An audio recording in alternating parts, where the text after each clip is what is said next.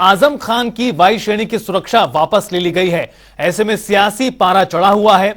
इस पर अलग अलग राजनेता बयान दे रहे हैं तो कुछ नेता अनहोनी का कयास भी लगा रहे हैं। इन्हीं में से एक हैं, आपको बता दें, समाजवादी पार्टी के नेता स्वामी प्रसाद मौर्य।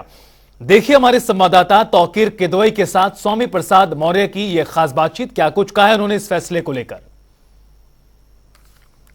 समाजवादी पार्टी के संस्थापक सदस्य आजम खान की सुरक्षा वापस ले ली गई है। हमारे साथ ज्यादा बातचीत करने के लिए स्वामी प्रसाद मौर्य हैं, जो समाजवादी पार्टी के महासचिव हैं। आजम खान की सुरक्षा वापस ले ली गई है। अखिलेश यादव ने भी आज इन पर तंज कसा है और कहा है कि विपक्ष को पूरी तरह से खत्म करने की पूरी तरह से कवायद भाजपा कर रही है। स्वाभाविक रूप से भाजपा सरकार का द्वेष भावना से प्रेरित ये निर्णय अत्यंत निंदनीय है।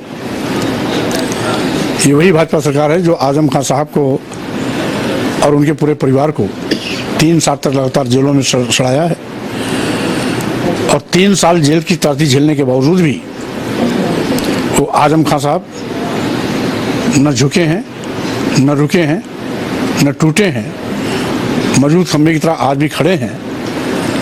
तो अब घिनौनी हरकत पर भाजपा सरकार उतारू हो गई है कि उनकी वायु श्रेणी सुरक्षा हटा करके सरकार उनके जान के पीछे हाथ धो के पड़ी हुई है। आज जिस तरीके से गुंडे माफिया अपराधी उत्तर प्रदेश में सक्रिय हैं, यहाँ तक कि अभी हाल में ही पुलिस संरक्षण में एक नहीं 2 स्थानों पर प्रयागराज और लखनऊ में जानलेवा हमला हुआ। पुलिस संरक्षण में कैदी मारे गए, वो भी पुलिस द्वारा नहीं बल्कि गुंडे माफिया अपराधियों द्वारा। तो सरकार ने एक बीच का रास्ता निकाला है कि चूंकि पुलिस इनकी लाचार है, कानून व्यवस्था खत्म है, कानून की हनक गायब है, पुलिस की हनक खत्म है, तो बाहरी गुंडे माफिया अपराधियों का प्रयोग करते हैं। प्रयागराज और लखनऊ की घटनाएं इस बात के उदाहरण हैं। और आजम खान साहब को भी वायु श्रेणी सुरक्षा हटा करके इन्हीं गुंडे माफिया अपराधियों द्वारा कहीं न कहीं उनके जान के लिए जानलेवा हमला कराने की साजिश सरकार रच रही है। वायु श्रेणी सुरक्षा हटाया जाना इसी क्रम का पहला कदम है। और आजम खान जी के साथ यदि किसी भी प्रकार का कोई जानलेवा हमला होता है तो उसकी सीधी जवाबदेही प्रदेश सरकार भाजपा की होगी, क्योंकि वायु श्रेणी सुरक्षा हटाने से ये इनकी नीयत को लोग जान गए हैं कि अब आजम खान के पीछे भाजपा सरकार जान के पीछे हाथ धो के पड़ गई है। तो स्वाभाविक रूप से आज नहीं कल इन पर जानलेवा हमला हो सकता है और यदि कोई जानलेवा हमला होता है तो जवाबदेही भाजपा की होगी। स्वामी जी, लेकिन वो किसी भी सदन के अब सदस्य नहीं रहे हैं, ऐसे में सुरक्षा उनको दी गई थी, इसीलिए सरकार का कहना है इसीलिए वापस ली गई, तो इस पर सवाल क्यों? फिर भाजपा में एक नहीं हजारों लोग ऐसे हैं जो सदन के मेंबर नहीं हैं और वायु श्रेणी की सुरक्षा ब्लैक कैट कमांडो लेकर चल रहे हैं और जेड श्रेणी की सुरक्षा मिली हुई है। कौन है ऐसे नेता? कोई एक नाम? बहुत से हैं, एक नहीं बहुत से हैं। स्वामी जी, आपने एक मंडल वर्सेस कमंडल की एक राजनीति के ऊपर बात की थी और कहा था कि ये उत्तर प्रदेश में जो दलित और पिछड़े उनके ऊपर अत्याचार हो रहा है। आपके इस कहने के बाद से लगातार देख रहे हैं घटनाएं बढ़ गई, चाहे वो मध्य प्रदेश का सीधी धार हत्याकांड हो और चाहे वो चित्रकूट का वो जूते चाटने वाला कांड हो। कई इससे लगातार कुछ खबरें सामने आने लगी।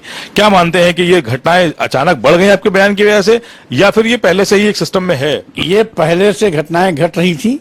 मेरे बयान के बाद मीडिया ने हिम्मत करके उसको दिखाना शुरू कर दिया, इसलिए अब जग जाहिर होने लगी हैं।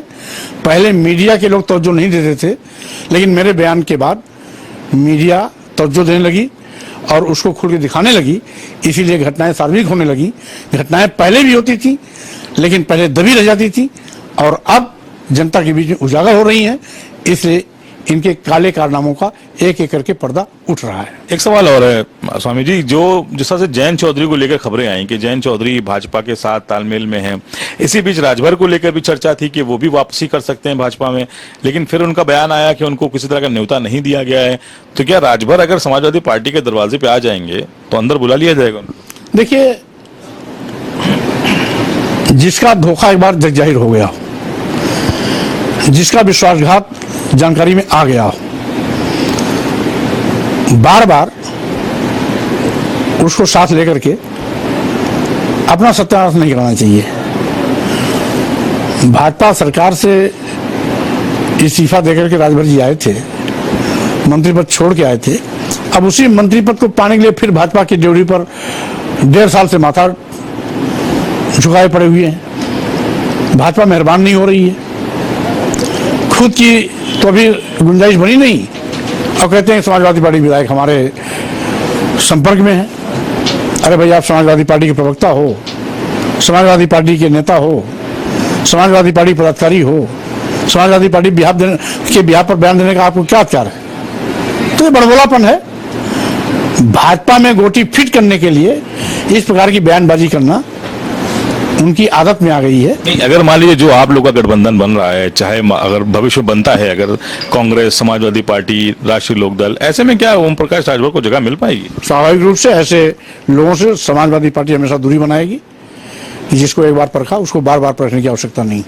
बहुत शुक्रिया हमसे बात करने के लिए। देखिए, स्वामी प्रसाद मौर्य इनका कहना है कि जिस तरह से ओम प्रकाश राजभर की दाल नहीं गल रही है भाजपा में, लेकिन अगर वो वापसी भी करते हैं तो यहां पर भी गुंजाइश कम है। यानी कि लोकसभा 2024 का जो चुनाव है वो ओम प्रकाश राजभर के लिए भारी पड़ने वाला है। वहीं आजम खान को लेकर इनका कहना है कि जिस तरह सुरक्षा हटाई गई वो कई तरह के सवाल खड़े कर रही है।